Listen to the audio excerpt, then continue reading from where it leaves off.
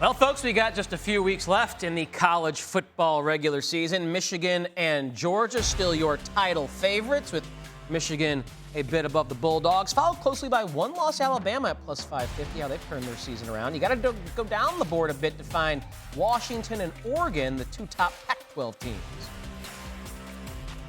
All right, Joe, what do you say we check in on Western New York, where we find some chilly football weather and Stanford Steve bundled up on location for Broncos-Bills on Monday night. We'll get to that affair in just a bit in the NFL, but let's start in the college game, Steve. We see the Wolverines as the betting favorites to win the national title. You think they deserve to be?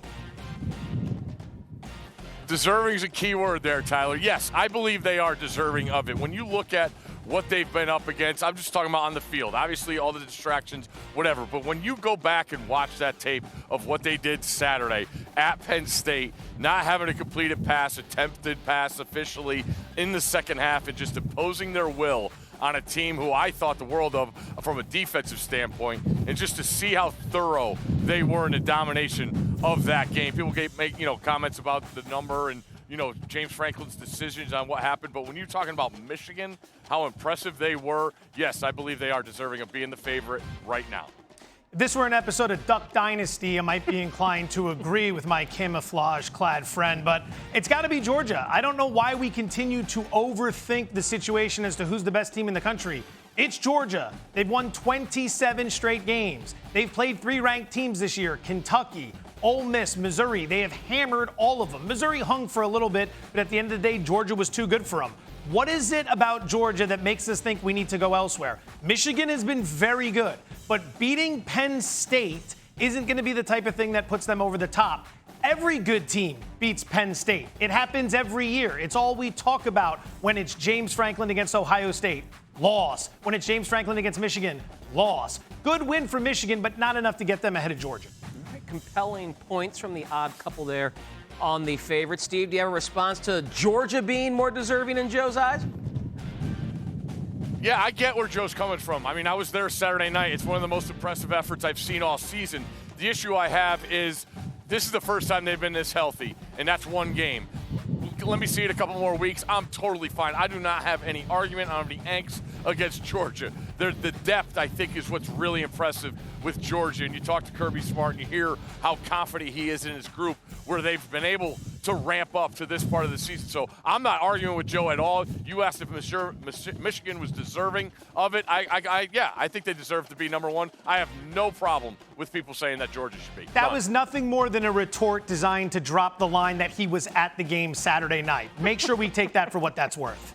This guy's at every football game that matters. What do you expect, Joe Fortenbaugh? He is Stanford Steve. I'll turn back to you, Joe, going from the national title picture to the Heisman race. Bo Nix is now the favorite at even odds. Is he the player in your eyes, Fortenbaugh, most worthy of a bet at this moment? No, it's Jaden Daniels. Jaden Daniels is getting disrespected because he plays on an LSU team that can't stop anybody. Because LSU can't play defense, and they are horrendous on the defensive side, Jaden Daniels is being punished. I don't know why. What more do we need to see from him? 370 yards and 3 touchdowns passing against Florida the other night. 234 yards, 2 touchdowns rushing. That was all in the same game. He's been doing this all year. If this team had 1 loss or was undefeated, he'd be an odds-on favorite. We wouldn't be talking about anybody else. Jaden Daniels was 22-1 before that Florida game. We talked about that Saturday morning. Now it's 4-1. I still think he's the best player in the country.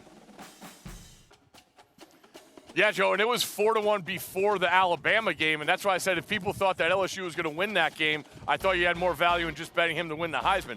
I got no complaints with Jaden Daniels, but if we're going to talk about the best player in the sport is Marvin Harrison. His team's undefeated. He's the reason his team is undefeated when you look at their biggest spots. And if he were to have that effort he had against Penn State, against Michigan, and Ann Arbor, with what's at stake, I believe he is deserving of the award. I have no issues with the thoughts on Jaden Daniels, but if people are going to say best player, it's 18 for Ohio State. Yeah, that kid's been absolutely incredible. It's very difficult to argue with any of that. Marvin Harrison is going to be a fantastic pro. All right, while Nix is the favorite in that Heisman market, his Oregon Ducks also the favorite to win the Pac-12 at -190.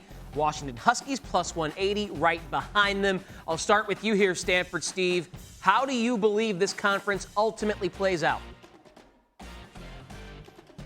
Well, I look at Washington and the road that they're on, Tyler. When you go back and having to go to the Coliseum and outscore USC, you get an upstart Utah team who's a totally different matchup than what USC was, and then to see how Washington clawed their way back to a win. And now you look at what's up here coming up.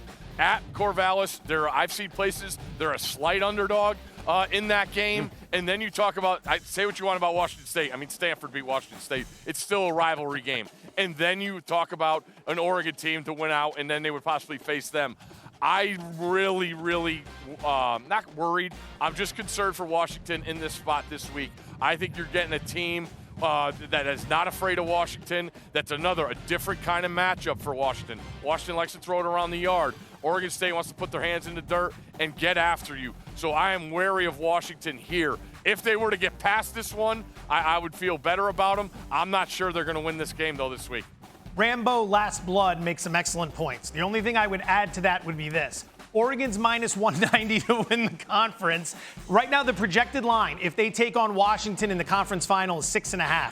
6.5 on the money line converts to about minus 270. So you'd probably rather lay the minus 190 to win the conference rather than worry about the spread in the game. Granted, you still have to get through the Arizona State and Oregon State games, but I think the price of minus 190 on Oregon to win the conference is the right one, given the projection of the point spread against Washington later in the year. Something. Light a cigarette just so I can breathe.